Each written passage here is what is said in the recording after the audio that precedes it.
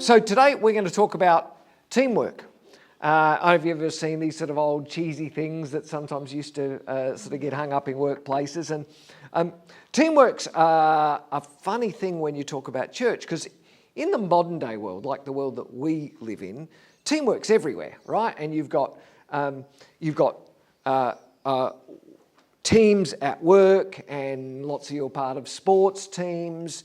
We've got people who dance and other things, and there's a sense of team in that. And I don't know about your family, but even in my family, sometimes we talk about a sense of team within family. So there's teamwork everywhere in our world. But today we're going to talk about Jesus' team. Because Jesus had a team, right? He put together a team. I don't know if you've ever thought about it that way. I don't know if you've ever thought about sort of Jesus and teamwork, but today we're going to talk about Jesus' team. And we're going to talk about the place that you and I have in that team. So we're continuing our journey through Luke. Last week we read a bunch of short stories that Luke put together to introduce us to the kind of person that Jesus was. And they're stories that when you read them, so we read Luke chapters sort of 4, 5 and 6, whole lot of Bible. And when you read, they seemed like a whole lot of random stories, but we got into them, we realized they actually weren't random stories. Every one of those stories was unlocking or opening for us a different part of Jesus' personality, part of his character. We summarised what Luke was trying to say last week by saying that Jesus has come for everyone. That's one of the things we saw. Jesus came for everyone, and everyone means you and me, everyone. We said last week that no matter what you've done, no matter what you think about yourself, no matter what other people think of you, no matter what you think other people think of you, that Jesus came for you. Jesus came for everyone. We said that Jesus came to do something brand new in the world, to change you spiritually, to do away with the old you, to kind of bury the old you and to rebirth a brand new you. Jesus came to do something brand new. That brand new thing, Jesus came to offer you a kind of spiritual freedom. Freedom from sin and shame and guilt, and to give you a sense of freedom. Not so much physical freedom, though that as well, but a spiritual kind of freedom. And Luke told us stories to help us see that Jesus has the power and authority. It's the other thing we talked about, power and authority, to do all of that. And Luke told stories to help us understand that all of this package makes Jesus amazing. And it's a word that you'll see repeated over and over. In fact, you'll hear it in the stories today, that over and over again, people who meet Jesus come away saying, this guy is amazing. But then the last thing that Luke does when he introduces you to Jesus is he makes it clear, and this is interesting that he does this right from the very beginning. It's not it doesn't take years to come out. Right from the very beginning, he wants you to know that not everyone loved the way Jesus went about life. Because while you might think it's cool that Jesus came to do something brand new, there were people around Jesus who didn't want brand new. They wanted things to stay the way they were. They liked the old way of doing things. And so Jesus was, in their minds, kind of a threat to the things that they were holding on to and the things that they'd built up.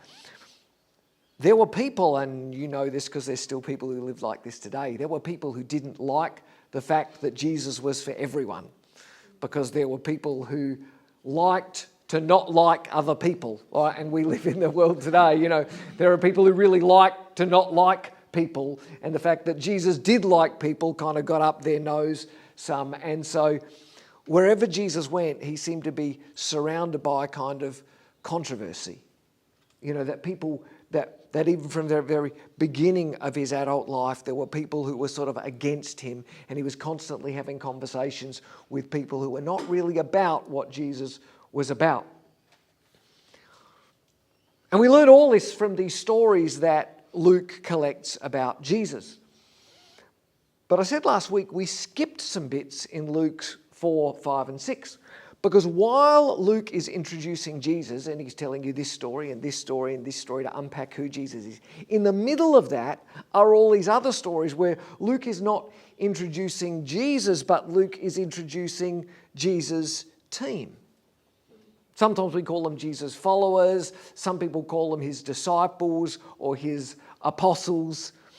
But Luke very deliberately introduces Jesus and Jesus' team at the same time. And all these stories are sort of deliberately mixed together so that as you read his biography, as you're getting a handle on who Jesus is, at the same time, you're getting a handle on who his team will be, on who the people will be that will be around Jesus. So we're going to start sort of where we started last week, but we're going to read different parts of the story. We're going to pick it up in Luke chapter 5, if you've got your Bible, at the beginning of Luke chapter 5. So Luke chapter 5 begins with Jesus hanging out by the lake. He's got a crowd around him. There's a crowd of people already really early in his ministry. People are already really interested in what this guy's got to say. They're following him around. They're telling their friends, hey, Jesus is down by the lake today. And people are coming and they want to hear what he's got to say. And so there's a crowd. And the crowd is so big that they're pushing Jesus into the lake. Right? So as the crowd tries to get closer and closer so they can hear at the back because there's no microphones and things, as the crowd tries to get closer, Jesus is getting pushed. He's getting pushed further and further back toward the lake. And so he jumps into a wooden fishing boat that's literally sitting on the edge of the lake, and he says to the fisherman who's there just doing fisherman things by his boat, he says, hey, just row out a little bit into the lake and I'm going to keep teaching, but I'm going to do it from the boat so that then the whole crowd can be on the edge of the lake and I'll be in the boat. Verse 4, when he'd finished speaking, so he'd finished doing the teaching, when he'd finished speaking, he said to Simon, Simon's the guy who owns the boat, he says to Simon, put out into deep water and let down the nets for a catch. Simon answered, Master, we've worked hard all night and we haven't caught anything. But because you say so, I will let down the nets. When they'd done so, they caught such a large number of fish that their nets began to break. So they signaled their partners in the other boat to come and to help them. And they came and they filled both boats so full of fish that they began to sink. So Simon Peter, he's often called Peter, is a professional fisherman. Right? He's not fishing for a hobby. This isn't a boat he takes out on the weekend. He's a professional fisherman. And he and his business partners, I guess you call them, this is the team that he works with at work. He and his business partners, they are on the edge of the lake. They're cleaning their boats. They're mending their nets. They're doing whatever the things that fishermen do when they're not actually out doing the fishing part. And Jesus borrows their boat to get some space from the crowd who are on the shore. Now, it's really important to understand that the fishermen, they were not in the crowd that came to see Jesus, right? They were just there doing fisherman things. It's just that Jesus was there and the crowd was there. So they didn't show up in order to hear Jesus, but they couldn't help not hear him, right? Because they're doing the fisherman things and he's standing right there teaching the crowd. And so Jesus borrows their boat to get some space from the crowd. And then there's this moment when Jesus, now, if you know anything about Jesus, Jesus was a carpenter, right? Not a fisherman, and they're professional fishermen. So when the carpenter guy says to the professional fisherman guy, hey, let's push the boats back out and put the nets down and see what we catch, Peter says, dude, we've already tried this. Like, we've been fishing, we've been out all night. The fish are just not biting today. It's a great idea. But there must have been something. Now, the text doesn't say this, but there must have been something that Peter heard about Jesus. There must have been something that while Peter was cleaning the boat and mending the net, he must have taken something in about who Jesus is and what he's saying. Because after telling Jesus it's not going to work, Peter responds with what I think, and this is just my personal belief, right? What I think is one of the best lines in the whole Bible. When Peter says in verse 5, but because you say so, I will. but because you say so, I will. And they follow Jesus' advice. They push the boats out. They throw the nets over like, dude, we've been doing this all night. And all of a sudden the nets are so full of fish that Peter has to tell his mates who are in the other way, bring the other boat because we can't fit all the fish in this boat. Verse 8, when Simon Peter saw this, he fell at Jesus' knees and he said, go away from me, Lord, I am a sinful man. For he and all his companions were astonished at the catch of fish they'd taken. And so were James and John, the sons of Zebedee, Simon's partners. And then Jesus said to them, Simon, don't be afraid. From now on you will fish for people. So they pulled their boats up on shore. They left everything and they followed him. Like, wow. Simon Peter has this moment where he realizes Jesus is the real deal and he's scared. He's scared because Simon's like, well, I'm just an ordinary guy. Actually, I'm probably a bit worse than an ordinary guy. He describes himself as a sinner. No one else said. Peter himself said, dude, I'm a sinner, right? I'm less than an ordinary guy. And you, Jesus, that whole fish thing, you're like a god or something, and just stay away from me because bad things happen when sinners and gods get in the same place together, right? So stay away from me. But it says in verse 9 that Peter and all his companions were astonished. It's the amazed word, right, that we got at last week. They see that part of Jesus firsthand. And Jesus says, don't be afraid. Don't be afraid. And here's this strange line where he says, and now, from now on, you will fish for people. This is the brand new part of what Jesus came to do, right? This is Jesus saying to Peter, I know you're a professional fisherman and you know how to fish for fish. Well, I'm about to do something brand new in your life. I'm about to open a door to a part of your life that you've got no idea even exists. I'm about to do, if you will follow me, there is something brand new that's going to happen in your life. And he says, follow me. It's a way of saying, come and join my team. And verse 11 says, so they pulled up the boats on shore, they left everything and they followed him. And that's how Peter and Andrew and James and John joined Jesus' team. It's like, wow, that's crazy, isn't it?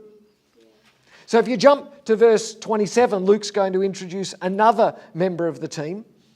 The story starts kind of the same way. The first story, Jesus is casually wandering by a lake. In this story, Jesus is casually wandering through the city. When he walks past a tax collector, tax collectors had sort of mobile little booths that they worked out of in the city streets. He walked past a tax collector named Levi. Levi's going to get his name changed to Matthew, as in the Matthew, Mark, Luke and John Matthew. That Matthew, it's this guy, Levi. He walks past Levi and he says in verse 27, follow me, Jesus said to him. And Levi got up, he left everything, and he followed him. Now, if you've been around Tide for a bit, you've heard me talk about Levi before. I think he's a great story and an amazing guy because Levi was a tax collector and nobody liked tax collectors. You've heard me talk about this before, some of you. Nobody liked tax collectors because tax collectors were Jewish people, but they worked for the Romans. They'd sold out. Right? They'd sold out to the enemy and they were now collecting taxes. They were taking money off their own people and giving it to the Romans. But worse than that, tax collectors were collecting more money that they need to. So they gave the Romans some and they kept the rest for themselves. So not only was a tax collector a sellout, kind of working for the enemy, he was also stealing from his own people, right? So he was like a scumbag twice. And so nobody liked tax collectors, which meant that if you were putting together a team for anything, right, if you were putting together a group of mates, if you were sending out wedding invitations or invitations to a housewarming party or anything you were doing, nobody invited a tax collector. They were no good. You didn't want them around you and you didn't want to be around them. And yet Jesus looks at a tax collector and says, hey, come and follow me. Come and join my team. And then in verse 29, if you've got it open in front of you, Levi throws a party. Levi throws a party back at his place, and he invites Jesus and all of Jesus' followers, so Jesus and all of his team. And then he also invites all of his tax collector mates and his other friends, and the only people who hung out with tax collectors were other kind of, low-lifes and people that you might back then called kind of sinners, kind of bad people. They were the only people only other bad people would hang out with bad people like tax collectors. And Levi puts on this party and puts all these people in a room together. And we've said this before, in our culture, you just can't imagine how crazy that is to mix people like that. It would just never happen in our world today. And the religious leaders, they're the good people. They're the people who are with God and are obeying all the rules and doing all the right things. They hear about it and they say to Jesus in verse 30, "Why do you eat and drink with tax collectors and sinners?" And Jesus answers them in verse 31, "It's not the healthy who need a doctor, but the sick. I haven't come," in other words, my purpose in the world isn't to call the righteous, but sinners to repentance. This is Jesus saying again that he's come for everyone. That he's come to bring spiritual freedom to everyone, to do something brand new. And verse 28 says, "And Levi, who will be called Matthew, got up and he left everything and he followed him." One last story that Luke wants to tell you begins in Luke chapter 6. You might have to turn the page. Chapter 6, verse 13. Begins with Jesus going out alone overnight to pray and to connect with God. Jesus actually did this a lot, where he would just create space for himself. It's actually this is not the point of this message, but it's a really good lesson for us, that Jesus recognized the busyness of life and the demands around him. And he had regular moments where he said, "Hey, you know what? I just need some space to be with God." And he and God just went. And we never know what happened out there because it was just Jesus and God, but he just prays and he's just with God. He hasn't taken his laptop to do work. He's just with God. And he comes back from that moment. He comes back from that time with God and he chooses 12 out of the larger group of people that are starting to follow him. And these 12 will become his inner circle. They'll become his friendship group or his small group, or we're going to call them today, they're going to become his team. And you can see there's a list of them in verse 14. He said these are the people that Jesus chose. Verse 14, Simon, that's the guy who he renamed Peter. We've met him already. His brother Andrew and James and John, they were the other fishermen who were with Peter. Philip, Bartholomew and Matthew. Matthew is Levi, who we've already met. Thomas, James, son of Alphaeus. James, son of Alphaeus, so you don't get him confused with the other James, who's 2 lines before. Simon, who was called the Zealot, just so you don't get him confused with the other Simon. And then 2 guys called Judas, son of James, again, so you don't get him confused with Judas Iscariot, who became a traitor. So just get your head around this, right? Jesus puts together a team of 12 people. A big chunk of them are fishermen. Now, fishermen, I don't know if you think fishermen are cool today, but fishermen back then were not cool. They were just like tradies, right? They were just like guys just working. There was nothing fancy. They were not the best and the brightest and the wealthiest, right? But Jesus chooses a bunch of fishermen. He's got a tax collector, so that's the scumbag nobody liked. And he's got Simon, who's a zealot. Now, I don't know if you know what a zealot is, but a zealot is someone who is fanatically fighting for a cause, and they're fanatically fighting for a cause violently. So the zealots were Jewish people who really everyone wished that the Romans weren't in charge, and everyone wished the Romans would go. The zealots, they were the ones who were fighting for it, right? They were the ones who were underground, trying to kill a Roman when they had a chance and trying to destabilize things. And this is going to upset you. We have a word today for people who are like that. We call them terrorists, right? And I'm not kidding. That's who this Simon guy was, right? He was a guy who was violently, trying to get under sort of the system and make things happen a bad way. The point is, this is the people that Jesus chose to be his team. Why would Jesus put together a team like this? Why would Luke tell us that why would Luke go out of his way to tell us that Jesus put together a team like this? And more so, why would Luke weave the stories about this team into the stories about who Jesus is? And the answer is you. The answer is you, and the answer is me. Why would Jesus choose these guys? Why would he weave their stories into Jesus' stories? And the answer is you. When Jesus chooses his team, he's trying to show the world something about who God is. When Jesus chooses his team, he's trying to show you something about the way that God sees you. He's trying to show you something about the way that Jesus wants to connect with you. He's trying to show you something about what God wants for your life. Let me explain what I mean. There are some things that Luke wants you to notice in these stories. Some of them are pretty obvious, you've got them, but there are some things that Luke writes these stories and he's hoping that you will see. The first thing that you ought to notice is you ought to notice that it was Jesus who did the choosing. Did you notice that? The disciples aren't randomly selected. They didn't win a contest. Jesus chose them. And did you notice that it was Jesus who made the first move in choosing them? Like, they didn't come to Jesus. They didn't volunteer. They didn't ask to join the team. They didn't submit an application. It was Jesus who took the first step in each of the stories. It was Jesus who took the first step.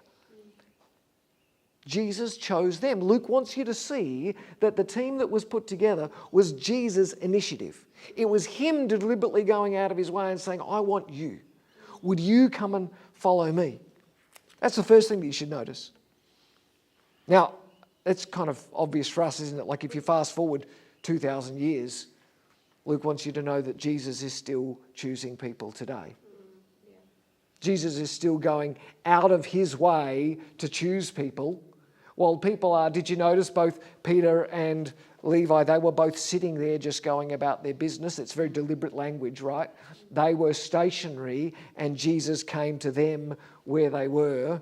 He wants you to know that Jesus is walking around, so to speak, and he's looking for people, that Jesus is out there actively searching for people. He's choosing people, that Jesus wants to choose you. You're supposed to look at Peter and Levi and think, well, dude, if he can use people like that, if he wants to choose people like that, then maybe he could choose an ordinary person like me. And I get it. Some of you are thinking, yeah, but you don't know how ordinary I am. And some of you are thinking, I'm kind of less than ordinary. If there's ordinary, I'm like below ordinary. You know, I'm a mess. If only you knew. And so Luke's telling these stories because the second thing that you ought to notice about this is that not only that Jesus does the choosing, but Jesus intentionally chooses really ordinary people. Yeah. Jesus intentionally chooses people who are flawed and people who are something of a mess. Jesus didn't choose the smartest people. He didn't choose the wealthiest people. He didn't choose the most influential people. He didn't choose any of those religious leaders that were following him around. He could have gone to them. He could have had a Bible quiz and chose the best Bible dude. He didn't do that, right? He didn't choose some wealthy business guy. He didn't choose some politician or really influential people who could win people over with his message. That's who you would choose for a team if you were putting it together. Right? He doesn't choose anyone like that. He chooses ordinary people. And Luke wants you to see that today Jesus is still choosing ordinary people. That Jesus is looking for people to join his team, to join his mission on earth, and that he is intentionally including everyone. I mean, it was Peter that described himself as a sinner. right? And Luke includes that detail. It's the only line in the conversation that he includes, right? Obviously, there was a lot more in the conversation than that, but he includes that line because that's what he wants you to see about Peter. Make sense? The one thing he wants you to see about Peter is that Peter thought he was no good, and Peter recognized he was a sinner, and Jesus still said, "You're in, I want you." Jesus is on a mission to save people, to save all people. Remember the everyone part of this. To save people from sin and shame and guilt, and to reconnect people with a God who created them and loved them. And Jesus is putting together a team to be part of that mission with him.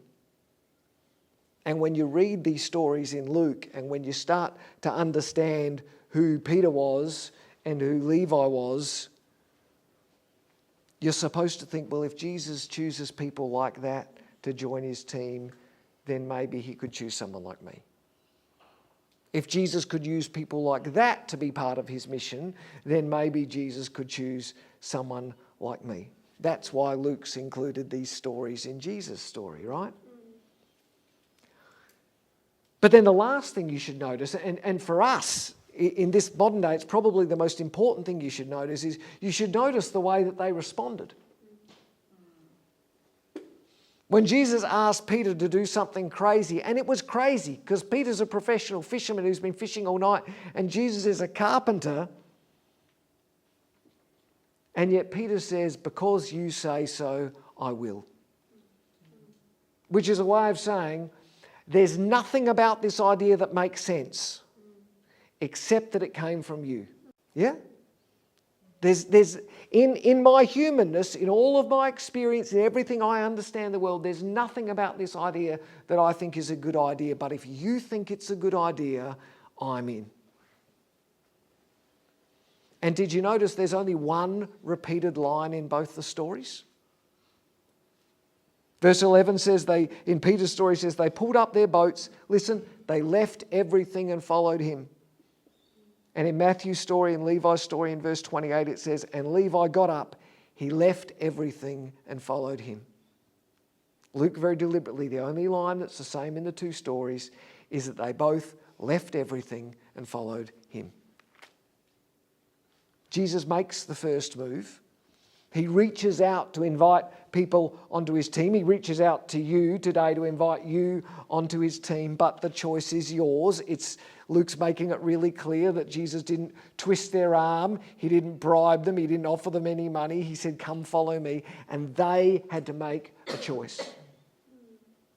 And Peter could have turned around and kept on fishing, right? Levi just could have kept his butt seated in the tax collector's booth and talked to the next person who was in the line waiting to talk to him. But both of them didn't do that. Both of them got up, left everything, and followed Jesus. So spoiler alert, this is the question we're going to talk about in our small groups today. It's the question of, is Jesus worth it? Because there was something in what they saw in Jesus that said he's worth leaving everything to follow. Yeah. Right? Is Jesus worth it? Is his mission worth it? There was something about this whole fishing for people thing that made Peter say, I'm in. And my expensive boat and my expensive net and my everything else here that I use to make money and provide for my family, I'm going to leave that to follow him. There's something about this mission, there's something about this guy that is worth it. And so there's a question for us to ask. What are you willing to leave behind in order to follow Jesus?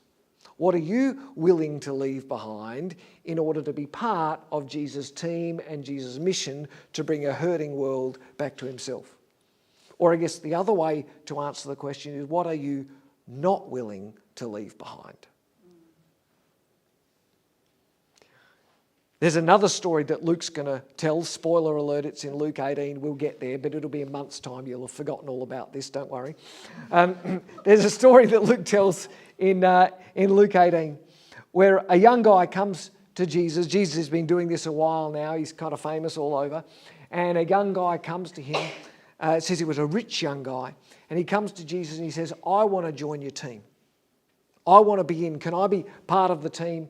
And he starts giving his own sort of resume to Jesus. He starts saying, I'm a good guy and I'm keeping all the commandments and I'm doing all the right things. Why is it that everyone always thinks that you've got to keep the rules? Anyway, this guy's like, I'm keeping the rules. I'm a good guy. I'm in. And Luke 18:22, Jesus, it says, when Jesus heard this, heard everything that the guy was saying, he said to him, you still lack one thing. Sell everything you have and give it to the poor, and you will have treasure in heaven. Then come and follow me. When he heard this, the rich young man, when the guy heard this, he became very sad because he was very wealthy. This young guy was not willing to give up the one thing that was most precious to him. It says, and he went away sad. He got to keep all of his money. He got to keep all of his stuff. I don't know if he was a business guy or whatever he did to make all his money, but he got to keep all of that. But he still had a little bit of sadness in him because he knew he was missing out on something. In being not willing to give that up, just imagine what he missed out on.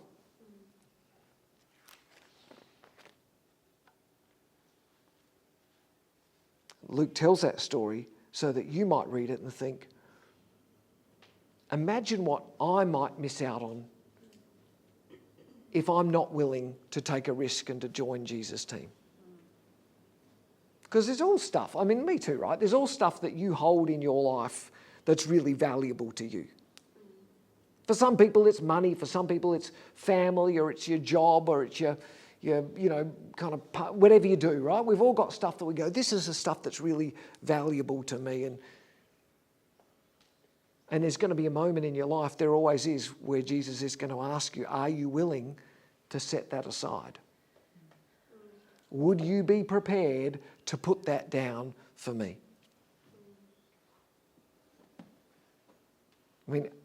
Imagine where Jesus might take your life. Imagine what your life could look like if you were willing to leave everything and follow him. Now, I have to say, and some of you, if you've read bits of the Bible, you'll kind of get this. It doesn't mean it's easy, right? Following Jesus isn't easy. In fact, depressing news, but of those 12 guys that Jesus called and left him, history tells us that every one of them died early because they were on Team Jesus. Right? And worse than that, if you kind of dig into some history, most of them died pretty horrible, painful deaths. But I guarantee you, every one of them would have told you in the moment of their death, it was worth it. Every one of them would have told you, I would go through this all over again for the opportunity and the life that I have had with Jesus.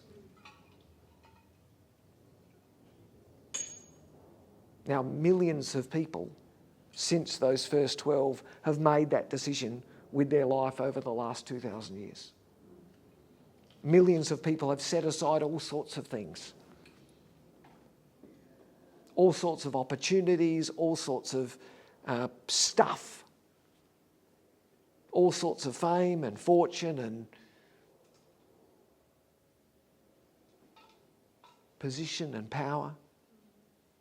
Millions of people have set aside that to say it's worth following Jesus.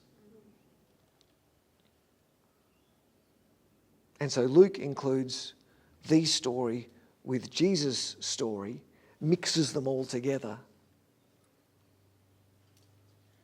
The idea is that then as you're being introduced to Jesus and as you're seeing how amazing Jesus is, at the same time you've got a question coming into this ear saying, do you want to be part of it? Right? That's what Luke's trying. Can you see that's what Luke's trying to do here? He's trying to show you how incredible Jesus is at the same time that he says you have an opportunity to be part of this. That Jesus is inviting you to be a part of this. Don't tell me you're too ordinary or you're not this or you're too much that. Because, look at the first team that he put together, right? that Jesus will have and wants to have you and everyone on that team. The only question is, will you leave everything to follow him? And that's the choice that actually every generation has to make that choice. And believe it or not, you're here today because generations before you made that choice. Right? This church exists because someone in a previous generation from you made that choice. And people in that generation, they made their choice because people in the generations before them made the choice. Do you see how this works? All the way back to that first 12 because they made a choice to leave everything and follow Jesus. To join Jesus in his mission, this kind of fishing for people, this mission to save the world. Literally to bring people back, to search out people and bring people back into a relationship with God, the God who created them and loves them. Jesus says, this is why I'm here. It's not the healthy people who need a doctor, it's the sick people, right? It's not the people, we're not here for the people who've got it all together. We're here for ordinary people like you and me. That's good news for those of us who are ordinary people, right? Those of us who are not the healthy people, we're the sick people who don't have it all together. And Jesus says, it's okay, I'm here for you. And then he looks at the same yous and says, do you want to be a part of helping other sick people find life and spiritual freedom and wholeness and healing? Because I want you on the team. That's the question that we're going to talk about today.